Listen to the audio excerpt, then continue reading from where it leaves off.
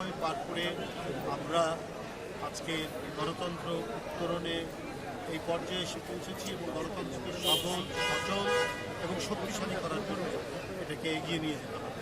সেই ক্ষেত্রে মহিলারা যে অবদান রেখেছে বিগত 15-16 বছরের আন্দোলনে, 17 বছরের আন্দোলনে, নিঃসন্দেহে তাদের সেই অবদানকেও মূল্যায়ন করা হবে।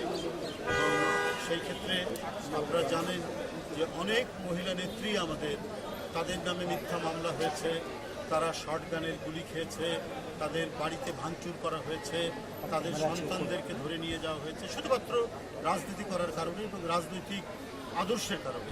এই বৈশাখিক বিভীষিকা তো 16-17 বছর ধরেই চলেছে।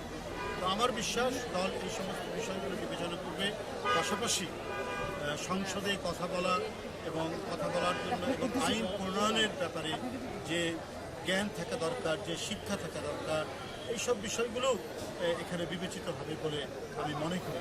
তো সব কিছু বিবেচনা করেই আমাদের যে মনোনয়ন বোর্ড তারা চূড়ান্ত করবে সংসদ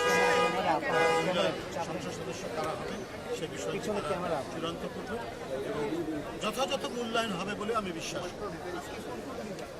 আজকে হবে রংপুর বিভাগ, রাজশাহী বিভাগ, খুলনা বিভাগ, বরিশাল বিভাগ, ফরিদপুর, 5টা বিভাগ আজকে। আর আগামীকাল হবে ঢাকা বিভাগ, চট্টগ্রাম বিভাগ, সিলেট বিভাগ, কুমিল্লা বিভাগ এবং ময়মনসিংহ। আজকে না জেলা ওয়াইজ বসতে পারে, মানে এটা এখন কীভাবে বসবে আমরা সব ঠিক রেখেছি। এখন বোর্ড যেভাবে বলবেন সেভাবে থাকবে।